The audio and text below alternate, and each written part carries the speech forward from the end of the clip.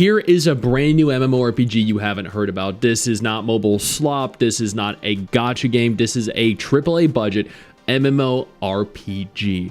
This apparently, according to rumors or speculation or people online, there are 500 employees, a minimum of 500 employees, programmers that are working on this game. It is developed by Spark Nexa. It is also officially licensed by the novel's author. This is based on a very popular novel series. It is based on the hugely popular Chinese web novel Lord of Mysteries. This is a steampunk Lovecraftian fantasy story set in a Victorian-inspired world of mystery. It was announced technically back in 2023 under the name of Code Mystery. It is supposedly in its final stages with an expected release date of 2026. There's a global website for it. There's also a trailer, which we're going to go ahead here and take a look at before we discuss this any further. Before we look at the trailer, though, there are some actual images posted here. Holy crap.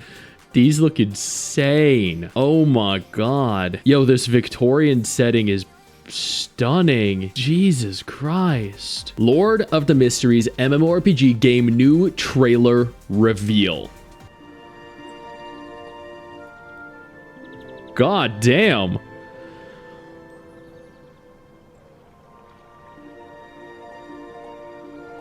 God damn. Okay.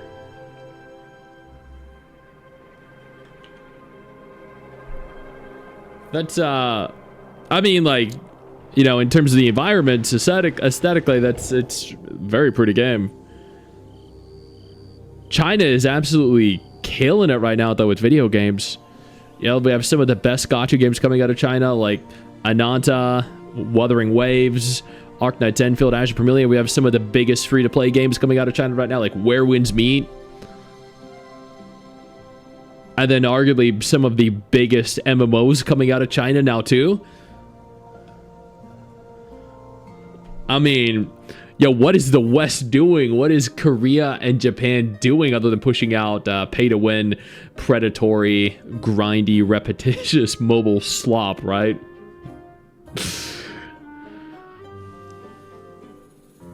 Damn. I mean, what I'd really like to see here is gameplay.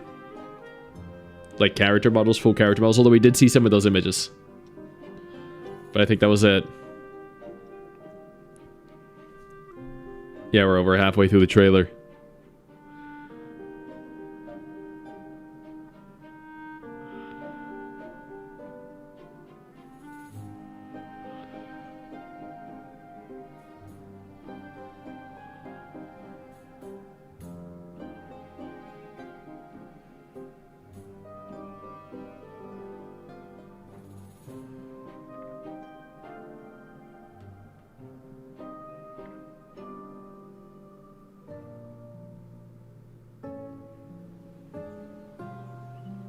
Jesus, that water looks insane.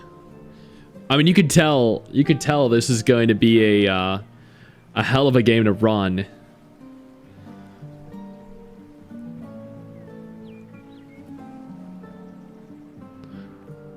Jesus.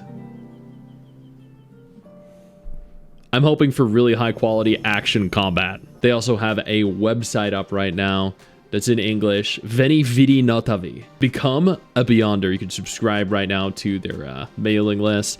But that's about it. What we know thus far is that this is an open world MMORPG. This is not a segregated world MMO like Final Fantasy XIV. It is fully open world. It is being built on Unreal Engine 5 for high fidelity graphics. It is going to have immersive exploration. It is also going to be cross-platform compatible between PC, mobile, and theoretically console. It is going to tie into and be interwoven into the novel story. Yo, I don't mean to interrupt the video, but I need to take a moment here to thank all my incredible patrons over on Patreon whose support continues to allow for me to do regular videos like this every single day on this channel. Thank y'all so much, including our YouTube channel members. You guys mean the world to me. So do you guys as viewers as well. Now, without further ado, let's continue. The timeline is set 2 years after the first novel's end. This is an alternate canonical universe. This is going to have expanded stories, is going to have an expanded cast of characters while also featuring characters and events from the book. There is no direct tie to the sequel, though, the Circle of Inevitability. At the very least, at the stage of development it is in, it is not going to tie into the sequel book yet, or the sequel novel yet. The game was announced back in 2023, as I mentioned earlier, under the codename Code Mystery. It is also in the final stage of development. They have over 500 people working on the game. They released multiple different teasers. They released that full trailer. They showed Tinkin City. They showed Audrey Hall. They showed tons of in-game footage. Unfortunately, no combat, no character models outside of the screenshots that we took a look at before looking at the trailer. There are apparently playtests that have taken place. The author themselves participated in playtests, and they gave positive feedback, their seal of approval, saying this was a great interpretation of their novel. Pre-registration is currently open and available. There are over 500,000 people that have signed up so far, and currently on the platform that pre-registration is open on, it has taken the #1 spot as the most anticipated upcoming MMORPG within China. They're going to be holding beta testing in the very near future, but they do not have a confirmed release date for the beta test yet. They also do not have a confirmed release date, just period, for the game outside of that test phase yet. People are speculating that it is going to be in 2026 because, as they did note, it is in the final stages of development, and it has been in development for several years now. They have a lot of global channels open, global YouTube, global website, global social media in the form of Twitter. This is confirmed to be releasing globally. It's not going to be a Chinese exclusive game. At the same time, it's also not going to be a trashy mobile slop MMO that we've been seeing a lot of recently, because admittedly a lot of those games we've been seeing, a lot of the mobile slop MMOs have all been coming out of Korea. Very few have come out of China. China, on the other hand, has pushed out a lot of high quality video games recently. I mean, just look at the market. We are oversaturated with terrible Korean MMOs, and if you look at the non-MMO market, we're being heavily dominated and overrun with incredible high quality Chinese games. So I feel like if any region right now around the world is going to actually release a good MMORPG, it's not Korea, with Ion 2, with Throne and Liberty, the recent Blade and Soul Heroes game, with Arcade Chronicles, with Chrono Odyssey. It's definitely not Japan. They haven't released a good MMO since like, I don't know, back in 2008, I think it was, with Phantasy Star Online 2. No, Final Fantasy 14 back in 2012 with The Realm Reborn. I was wrong. You know, it was 11 years ago, I think, with Final Fantasy 14, but they haven't released a good one since then. And the West, my God, don't even get me started on the West. China, however, this could be big, and I'm incredibly excited to see what happens with it.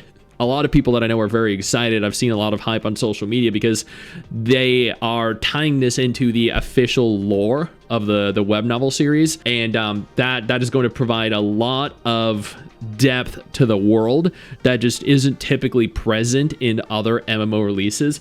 There's also no gacha. They actually verbally confirmed this, that there is no gacha whatsoever. There are, I think they mentioned there were going to be battle passes from what I've read online. Don't quote me. I'm assuming there are also going to be cash shops present, or a cash shop present with a bunch of different items. I don't know how pay to win it's going to be. They did state that, again, no gacha. They are attempting here to rival the big MMOs, and I think they very well could do that, honestly, genuinely, especially if they're gonna somehow push the game out without it being pay to win. I mean, what else do we have to look forward to, really, right? I know you think that you just hit the end of the video, and technically, yeah, you have, and I know your first reaction is to close out of it at this juncture, but don't. No, instead, I urge you to take a moment here and click one of the videos on screen that are coming up in just a moment, so you remain up to date with everything going on in the gacha genre. Trust me, you're not going to regret doing so. Stay flaccid.